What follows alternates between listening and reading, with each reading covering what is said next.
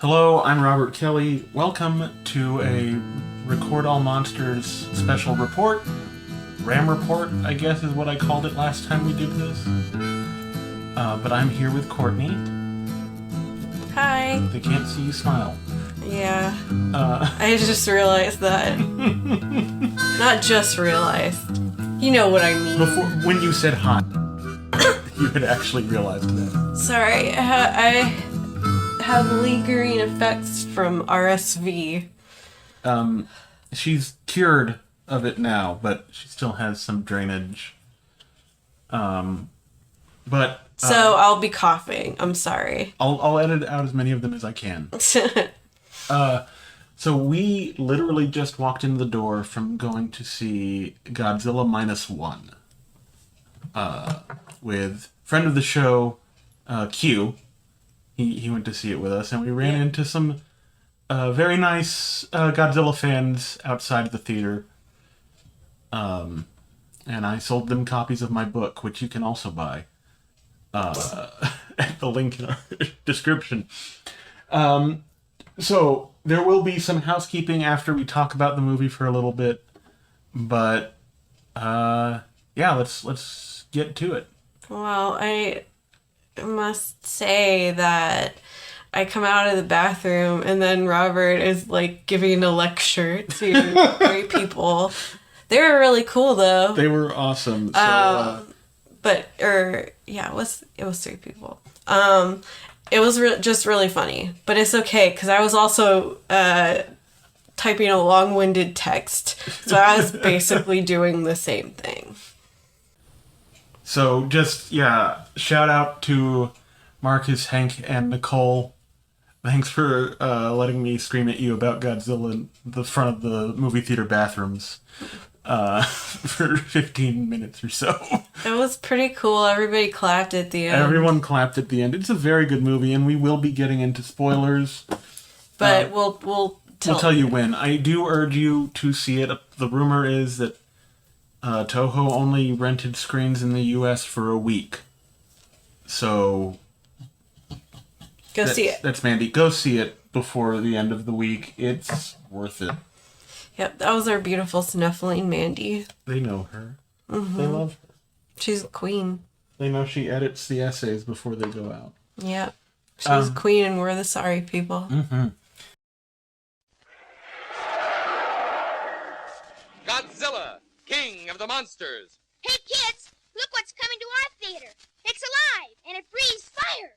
I gotta see that picture. Mightiest of them all, Godzilla, king of the monsters. More fantastic than any story by Jules Verne. Gigantic in spectacle, a thrilling picture for the whole family, kids and grown-ups alike. See death-defying underwater photography. See scientific miracles wrought before your very eyes. Awesome. Incredible. Unbelievable. A monster that wipes out a city with its flaming breath.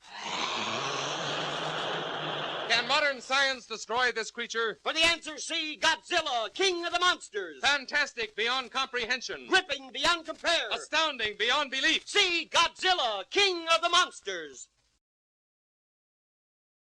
So, Courtney, let's start with your initial thoughts. It was really good, and I tried to take a little bit of notes during the movie to not be... She knew I would want to do this. Yeah. But also so I wouldn't be crying my eyes out, because I ugly cried like twice. Yeah, there's some very... When you go see it, or if or when, hopefully when, you'll know when. You'll know the parts. Well, I cried at different parts from you. Yeah. We can talk about that in the spoilers. At the end. Yeah, in the spoilers. It was... In my notes, I wrote, Godzilla, living embody of PTSD. Like, he is literally, like...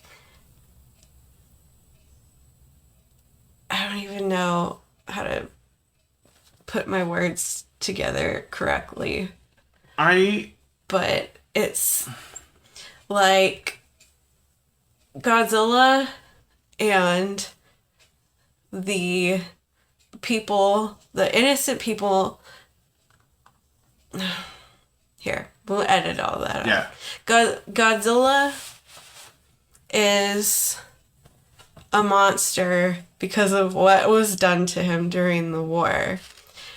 The main character thinks he's a monster. Because of what happened to him during the war. Yes, and it had a lot of, like, really dark things regarding PTSD. Yes. But realistic and ultimately hopeful. And I think I really like that we see that this PTSD is affecting not just our main character, but there are references to other characters feeling the same way or having nightmares about it, about the war, and seeing the dead people who they couldn't save. I think very often, I have issues with Godzilla films where he is made out to be the bad guy, because that's not how I grew up with, and I think very few films get that right when they do it. The first film, obviously. I think Shin Godzilla got very close to doing it right, but ultimately I feel like they fumbled. I'm looking at my shelf here. So I don't think it's always done well. And I think it's done extremely well here because, like with the first movie, Godzilla is representing the trauma of World War II without it being super... There's some pretty obvious messaging, but it's not like boink you over the head like GMK. it's that it's a cliche, but that like hurt people thing that is very, because you can tell that he's in pain. You can tell that Godzilla is suffering, especially because throughout the movie, he is getting and healing new scars visibly. He has a very quick regeneration. Which was cool. That was very well done in terms of both the style in which it was done and the just the actual visual of it and the way it worked in the story. Let's talk a little bit about the characters. So we have the main character whose name is escaping me. Let me look it up. Started with an S. Shikishima, I think.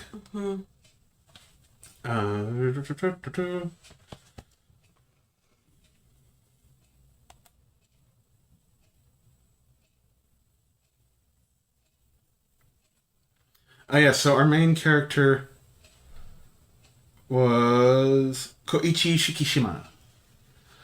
And he is a kamikaze pilot. Yes. Who was afraid to kill himself. Fair. And that is disgust. Yeah, it's very... Yes. He was afraid to kill himself, so he faked engine trouble and landed at Odo Island. And Godzilla attacked in the night, and he did nothing to stop it. And he has guilt because all of the men stationed there died. And when he returns to Tokyo, he's disowned by the people who used to know him because he was a kamikaze pilot and he came home from the war. Because they were like, all of this happened because you didn't do what you were supposed to. Even though if he had done that, it wouldn't have done anything because Godzilla would have regenerated. But it's very interesting because I think this, of the Godzilla movies that deal with World War II explicitly, I think this has the clearest idea of what it wants to say. and it is something that I agree with. Then we have Noriko Ishii is the character's name, played by Minami Himabe. Mm-hmm. And she is terrific. Yes. I was very worried about, like, from the way they introduced her, where she stole something, she's running away from authorities, and she has a baby in her arms, and she just throws it into Shikishima's arms. And she comes back for the baby, but he's taken it because he's going to raise it. And she's like, well, why are you going to do that? And, I don't know. And they end up all living together for a few years. Him, her, and the baby. And it all unfolds from there as they build a life together, and then Godzilla shows up. And kills 30,000 people. And from here on out is where we're going to get into spoilers. With that attack, it is very violent. Like, this is probably the most violent Godzilla This is movie, absolutely... like, graphic-wise. But I kind of think it was good to show it that way. I think it's earned and it's justified. Yes. Because these are all people... There's a part where this guy... I started crying during this part. And I'll remind you all again, we are in spoiler territory. When they formed their own, basically, let's fight Godzilla group because the U.S. can't maneuver in the Pacific because of the Soviet Union. Mm-hmm. They already have people stationed in Japan. They cannot maneuver, or else the Soviet Union will think it's a sneak attack. Also, I could be mistaken, but I don't think they were allowed to have their own army. They were not, which is why they had to do a civilian... Yes. So... And they also said they gained permission from the UN, given the situation, to do what they did. In this, they were all in there, and there's all of these men who have lost, like, everything. And one of them says... Why is it always us? Why do we get the short end of the straw every damn time? And I just, like, started bawling because he's right. Yeah. Like, it's always awful. The people who suffer. Yes. In these things. I mean, you don't even need to go to international scale problems. You don't have to... go to that sort of thing to see this. You can see it in workplaces where, management does not have the concern for what is the toll that is being taken on their employees. And there is a character that is sort of like the antithesis to that, like, let's defend our country kind of guy. It's, well, like, our main character, obviously. And then there is... he gets a job as a minesweeper. Yes. Cleaning mines out of Tokyo Bay. So now I'm only going to think of that when I see the game Minesweeper. If it still exists. It does. But there was... a younger kid who had not fought in the war, and he was like, oh man, you guys don't think that I'm as tough and cool as you because I wasn't in the war. And then when he is not, they won't let him go with them because he was injured in the attack. He said, it's because I haven't been in a war, isn't it? Because I'm not a veteran. Yeah, because I'm not a veteran. And he's like, that's a good thing. He says not having been to war is a good thing. Yeah. And he is the captain of the minesweeper vessel, the man who says that. And they work with a a scientist who's one of my favorite characters in Godzilla Done. Yeah. His name is Dr. Noda. They call him Doc and he hates it.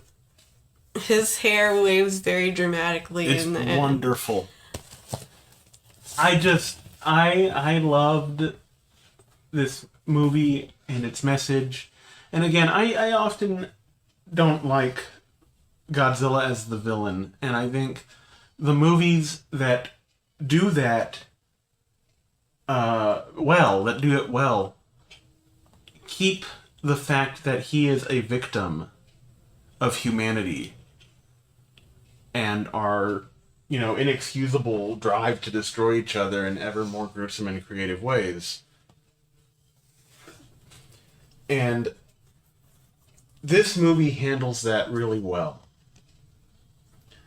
Godzilla is clearly in pain constantly. We see him be hit by the atom bomb in extreme close-up, and we see the skin peel from his face. Yeah. When that happens. It's pretty gross. It's gruesome. Yeah. And we see they have, there was a scene in the trailers where the main character, Shikishima,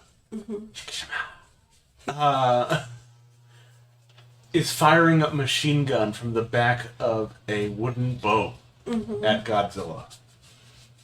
And that's the Minesweeper vessel, and what they're doing is they they are on a wooden boat because the mines can't detect them. So it's just a little tiny Tugboat, a little wooden tugboat. And they are scanning the sea with radar for mines, cutting them loose, letting them float to the surface, and then going away to a safe distance and shooting them with a machine gun to explode them safely. So they have been sent, because there are reports of Godzilla, they have been sent to distract him while a decommissioned battleship comes from the Philippines to stop him. It gets into that the U.S. is letting them keep some battleships with weaponry for this. But don't you start an army!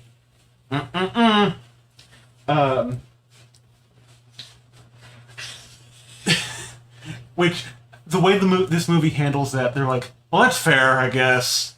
We did just lose a imperialist war.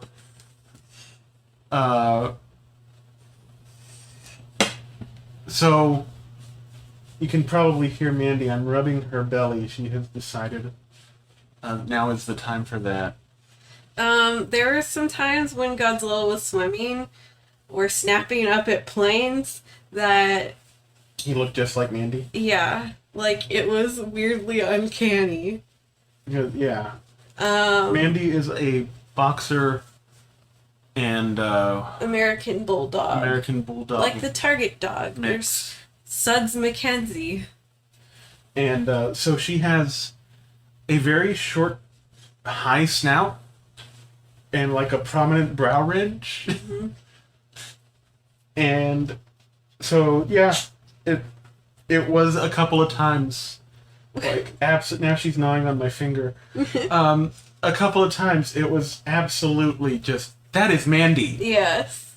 And I said it to Robert during the movie because I was like, am I the only one thinking this? And then he was like, it's her. We basically said it at the same time, like that Spider-Man meme.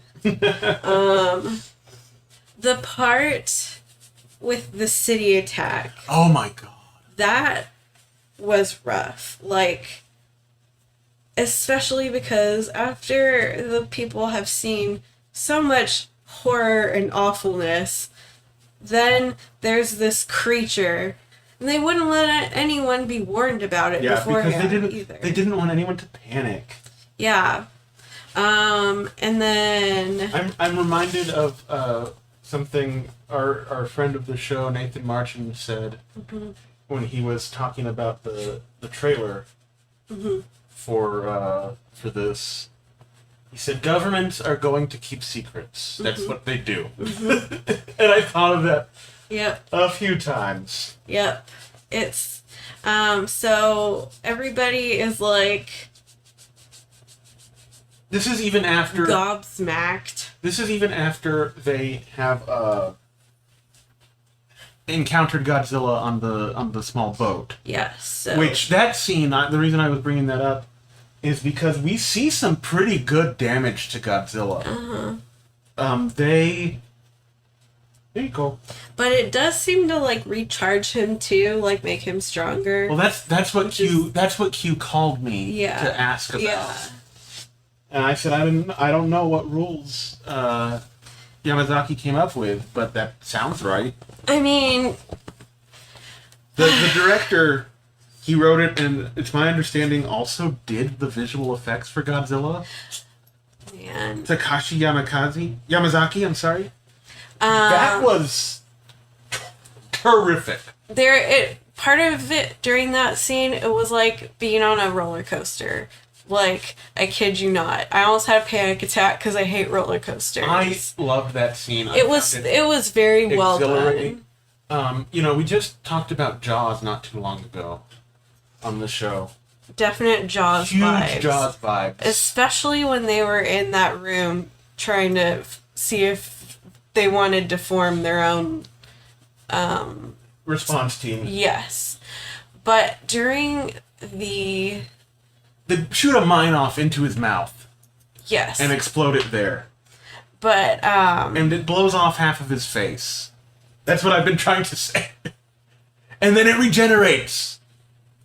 Super quick. I'm sorry, Courtney, go ahead. But when when he is going through, it's very obvious that he's not really, like, looking at the people. He just is, like, going forward. Just walking. Like a regular animal that, like, doesn't know how destructive it is. Well, and when he's attacked by the tanks, that's when he makes a deliberate anything. And he is aggressive, but he's like any large, angry animal. Like... He's territorial. They actually lure him by playing the sounds of his roars along Tokyo Bay underwater. So he thinks that there's another Godzilla there trying to best him. But, like, the scene right after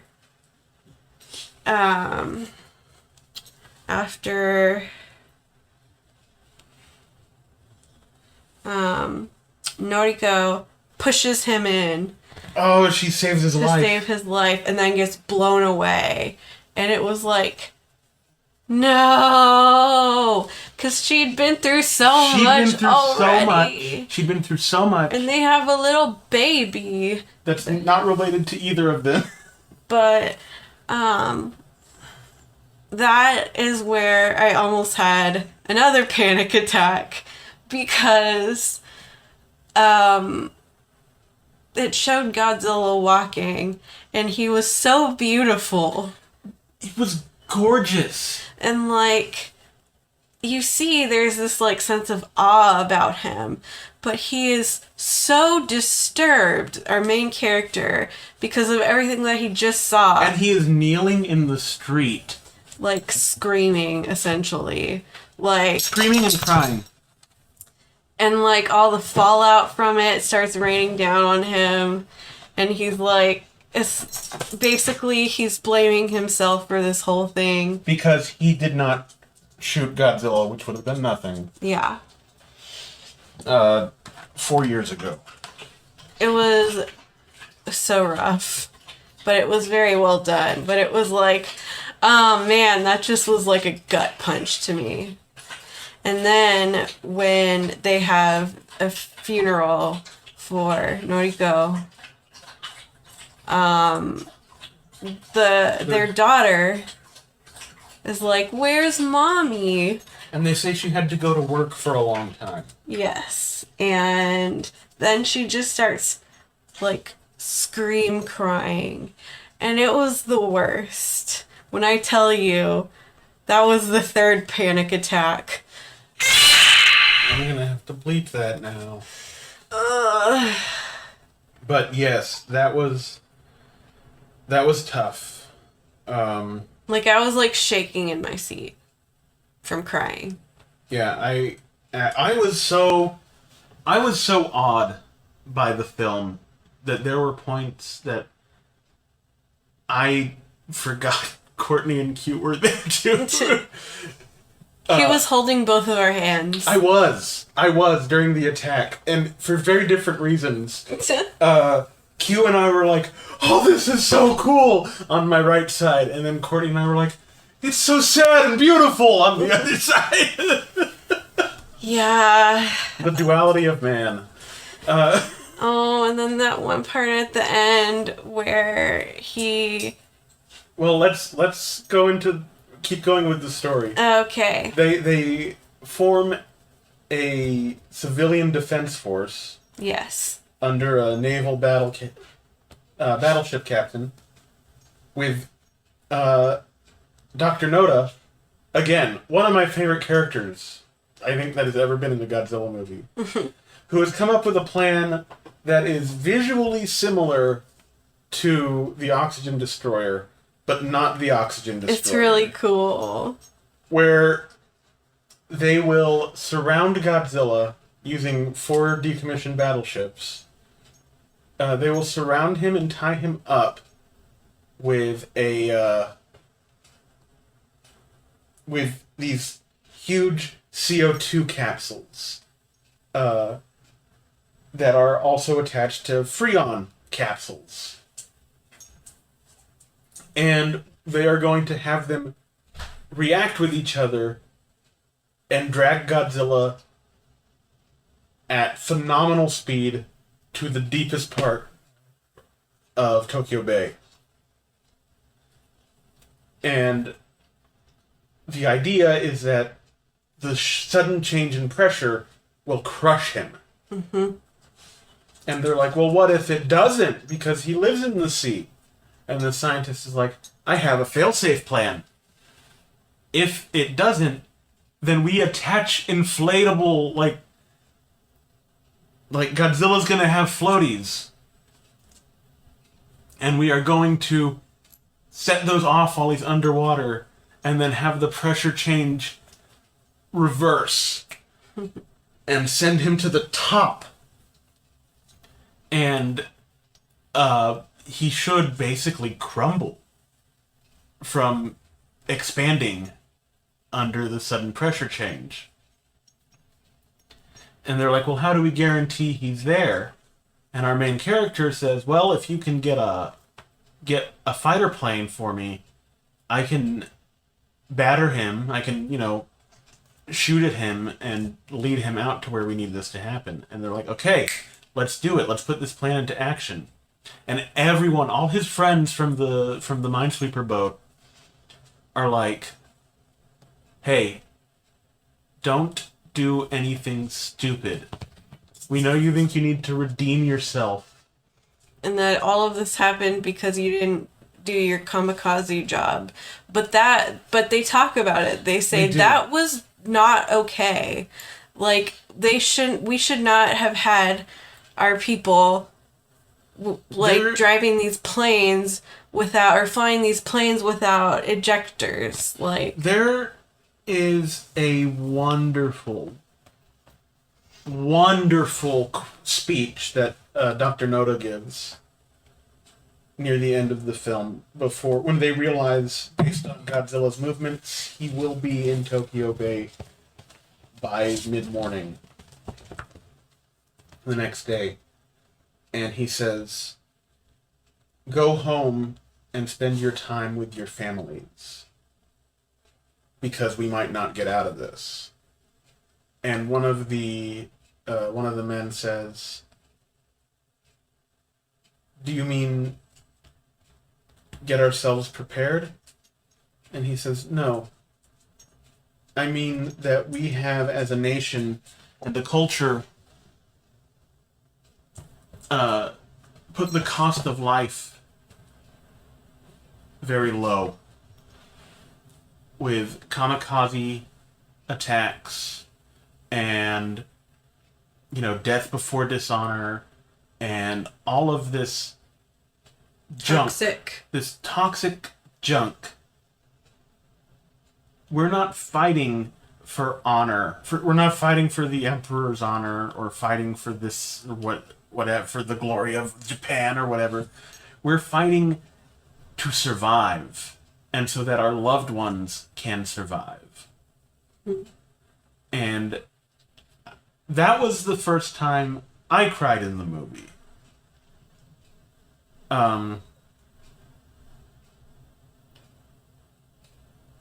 And we see on his face that Shikishima is resisting this speech. And there's a wonderful subplot that the lead mechanic, who had been on Odo Island and survived, who was the one that blamed him for the attack. He hunts him down to help repair the plane that they got. And the way he finally gets him to come to him is by sending letters to all of his possible locations that say, everyone died there because of you. And he puts his return address so the guy can come and knock the crap out of him. And then he explains the situation, and he repairs the plane. Basically because he's like, hey, this may be your only chance to kill me. Mm-hmm. And he's kind of like, so, you're going to be brave and do what you should have done before? That's the vibe that he was giving. And then he gives another little speech where he says, you're finally ready, and he points to a switch on the console. And Courtney was like, what the hell, man? Because I thought he was like, you're finally ready to kill yourself. I immediately knew. But then that figured that was what it was. I immediately knew he was saying, you're finally ready to live. Mm-hmm. And he was. He was finally ready to live. He left a just-in-case package with his daughter and their neighbor who disowned him when he came home, but has been helping raise the girl. Yeah, because she lost her babies. Yeah. He left her with like all of his money and some stuff. And he has a drawing that she did of her mom and him. They're family. Yes. She calls them mom and dad. And there's a scene where he's a jerk. And it's like, I told you, I'm not your dad. He's a little drunk. Yeah. She isn't upset by it, though. No. She's like, I don't know. And everybody's like, what the hell, man? Like, she's lost so much. Just give her this. You guys have known her longer than her parents have, essentially.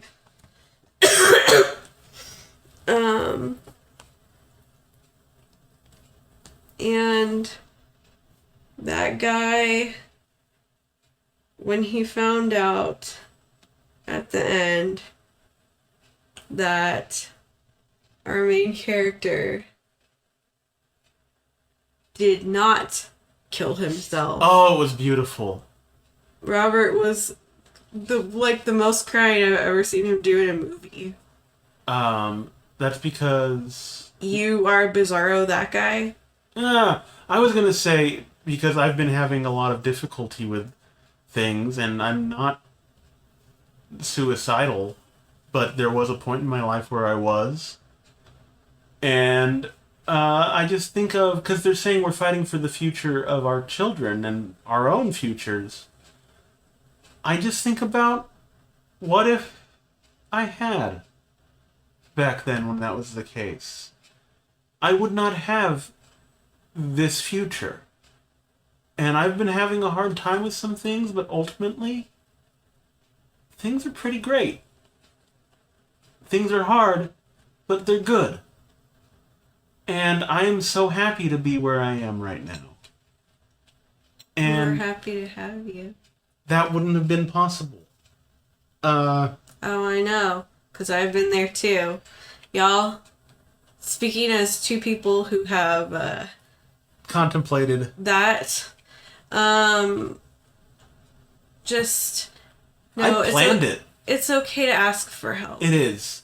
Ask for help. Please do. Let me look up the number right now. Because things, as dark as they seem, you never know how much more wonderful they could be. And I know that's really hard when you're in the midst of the darkest, depressing thoughts of your life. So if you ever find yourself in that situation, the National Suicide Prevention Lifeline is For the United States. For the United States is 1-800-273-8255. And there is an even shorter line now, 988. Yes. It's worth it. You are worth it. Don't worry about it. Exactly. And this movie is extremely life-affirming. Yes. This might be my favorite movie ever now. I don't know. Lilies of the Field has a lot. You gotta sit with it. Also, like, we both have like 800 favorite movies, so it's No, I have a very clear hierarchy of it's Lilies of the Field followed by Godzilla vs. Mechagodzilla. And then probably The Incredible Shrinking Man after that. But just the way he does kamikaze his plane into Godzilla's mouth, and that is what destroys him when the first plan doesn't work, and then the failsafe doesn't work. Which we also get the guy who is like, I've never been to war, and that's why you hate me. Has his hero moment. He brings all the tugboats to help. Because Godzilla broke the flotation device, and they can't get him to ascend. So all the tugboats pull the battleships that are pulling Godzilla up. But that delay makes it so that Godzilla is not damaged enough when he reaches the surface. So they're like, oh no, he's gonna do it. And his atomic breath is charging up. And they're like, crap, we thought we had more time. And just before Godzilla blows, the plane hits him, and he has asked the mechanic to take out a certain amount of fuel capacity to load extra bombs. And he did. And so they all go off and explode in Godzilla's mouth. And if you are an eagle-eyed observer during that scene, you do see him eject. But it is done so subtly that blink and you'll miss it. I had my eyes peeled back with safety pins at this point because everything was incredible. And I saw it, but I could feel the room around me thinking, well, then what was the point of all this? And I think that would have been incoherent in terms of the storytelling, because this whole movie is about this guy learning that he has value as an individual, not just to, he's a valuable soldier in the Emperor's army, or you're a provider and a breadwinner. He's a human being, and his life is inherently valuable, no matter what his roles or relationships may be. And after they realize that he's survived and we see his parachute floating down, Godzilla begins to crumble because he got exploded and was crystallizing from the pressure change. And everyone salutes Godzilla as he crumbles. Yes. It was beautiful. And that is probably what put the movie over the edge for me. Because again, I don't think a lot of the movies that make Godzilla out to be the villain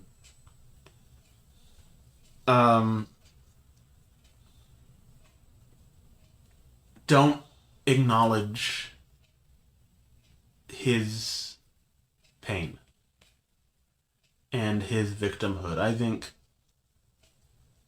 the movie that did it best is still the first one, just showing him walking along the seafloor, just hanging out. Mm-hmm.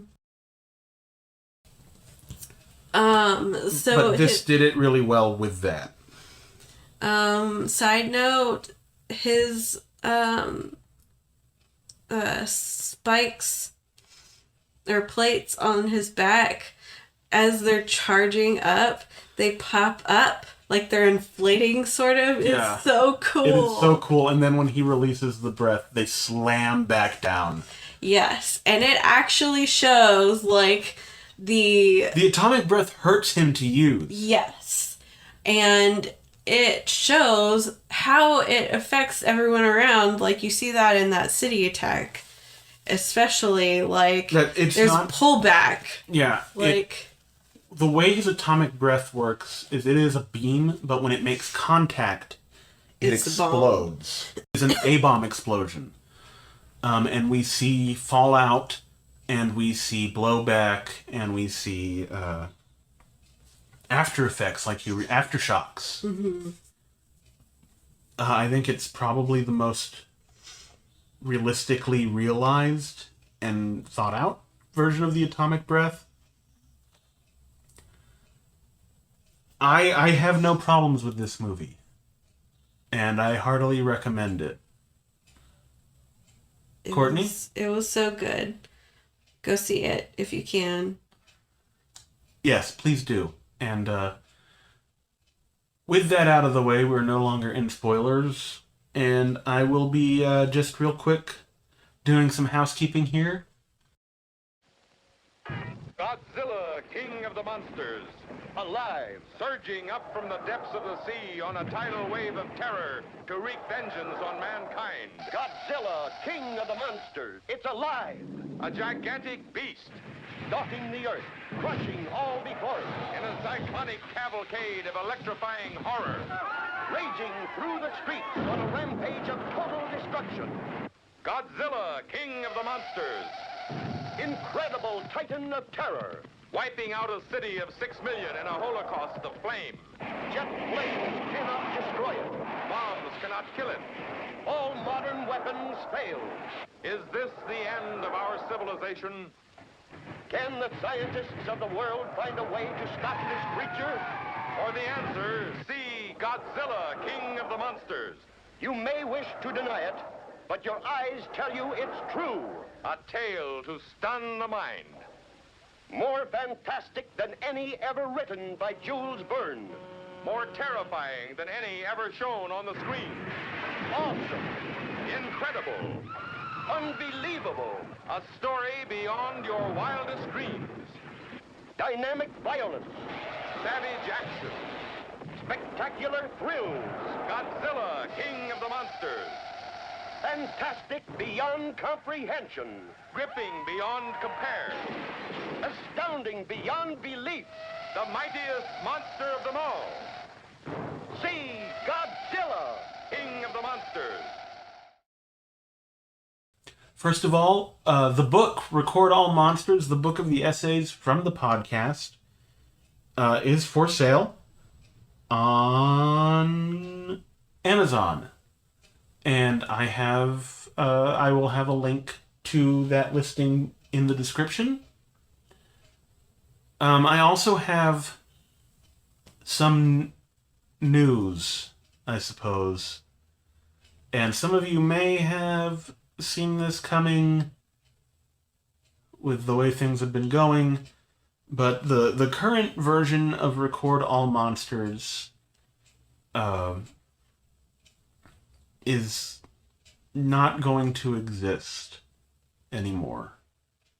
It is shifting. It's not going away. It is shifting. There will be things like this where Courtney and I, or even someone like Nathaniel or Ryan Langle or Nate Marchand, someone that we talk to regularly, or Q, ends up coming over to talk about a movie, and we'll post those conversations here in this feed. Primarily, I am moving Record All Monsters essays to Substack. And there's actually already a little post explaining this there. I'm not just going to read that. But yeah, we are not going away. We are changing. I just don't have the free time, just bandwidth, emotional bandwidth, specifically to edit the podcast. I'm still writing. I've even been conducting a few interviews. I'm very excited about sharing those with you all. The show is just going to change, but it's still going to be around. And the Record All Monsters Substack, there will be a link to that here. And I have a lot of the essays for what was going to be Season 3 done already, and I'll be posting those pretty regularly, sometime between Fridays and Mondays. You should be getting those. Is there anything you want to add, Courtney, before we ride off into the sunset? Just remember that you matter. And also, monsters are your friends. Took my line away. And also, Mandy is a moo. Yes. So you can find us on Instagram at recordallmonsters.pod. You can find us on Twitter, if it's still around, at monstersrecord. You can find us on Facebook just by searching Record All Monsters. Our TeePublic store is gone. TOHO hit us with a cease and desist. It is no more. So really support the book, please. Or there is the Patreon option. $1 Rhedosaurus tier. $5 Gamma tier. $10 Godzilla tier. Every little bit helps. And I do want to start back to doing more of this. Again, like I said, I have been writing. I have been setting up interviews. I just don't have the emotional energy to... I had to pick up a second job. Just my free time. I can't edit a segment of the show, and then another segment of the show, and then another segment of the show, and then edit those 3 segments together. I just can't, and I can't afford to hire someone to edit for me. I appreciate everyone who's been on this journey with us as we move forward into a different direction. And please, please, please stick around. I promise you, we got some really great toy commercials coming up. I swear. No, but yeah, look forward to very soon an essay on Super Inframan. I recorded something with Nathan about that, but my computer, I've been having some problems with it, and it ate it. And I'll see if I can get that conversation with Nathan from him. I think he recorded it. But, so you definitely will see us again. It's just going to look a little different. We're going to have some more informal conversations and still try and keep it all age appropriate. But between now and the next time you see me and Courtney, please remember that monsters are your friends. Yeah.